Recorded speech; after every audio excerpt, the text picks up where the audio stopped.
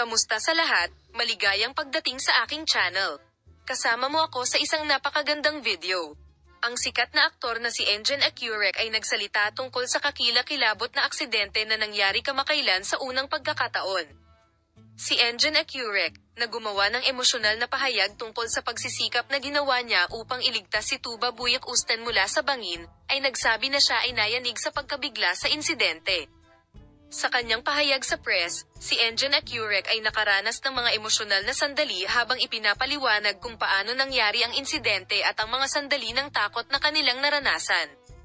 Ipinahayag ni Engin Akyurek ang kahirapan sa pagbabalik tanaw sa mga sandaling iyon at sinabing, kahit ang pag-alala sa sandaling nahulog si Tugba sa bangin ay lubos akong naapektuhan. Sabi, ipinaliwanag na nagsikap siyang iligtas ang kanyang kaibigan pagkatapos ng insidente. Sinabi ni Engin Akyurek, handa akong gawin ang anumang kailangan para iligtas si Tugba.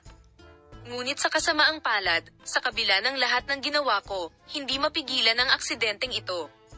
Sinabi rin niya na ang mabuting kalusugan ni Tugba Buyak Ustan ay nagbigay sa kanya ng kaunting ginhawa. Binigyang diin din ng sikat na aktor na mas maging maingat siya sa mga aktibidad sa kalikasan pagkatapos ng aksidenteng ito. Binalaan niya ang kanyang mga tagasunod tungkol sa isyong ito, na binibigyang pansin ang kahalagahan ng mga pag-iingat na dapat gawin para sa kaligtasan ng lahat. Binigyang diin ni Engin Akyurek na gumawa siya ng matinding pagsisikap na sisihin ang kanyang sarili pagkatapos ng insidente at kumilos lamang siya upang iligtas ang kanyang kaibigan. Kahit ginawa ko ang lahat, hindi nagbago ang resulta. Gayunpaman, ang pagkaalam na maayos si Tugba at nagkaroon ng malubhang pinsala ay nagbigay sa akin ng kaginhawaan.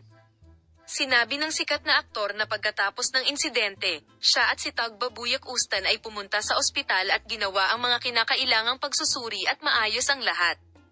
Sa wakas, binigyang diin niya na upang maiwasan ang mga ganitong aksidente, dapat maging mas maingat sa mga aktibidad sa kalikasan at sumunod sa mga regulasyon sa kaligtasan. Ang emosyonal na pahayag ni Engin Akyurek ay lubhang nakaapekto sa kanyang mga tagasunod at nanalo sa mahusay na utak. Matapos ang mga araw ng sakit kasunod ng insidente, nalaman niya na ang lahat ay nakahinga ng maluwag habang bumuti ang kanilang kalagayan sa kalusugan. Salamat sa lahat ng nanood ng video. Bye-bye.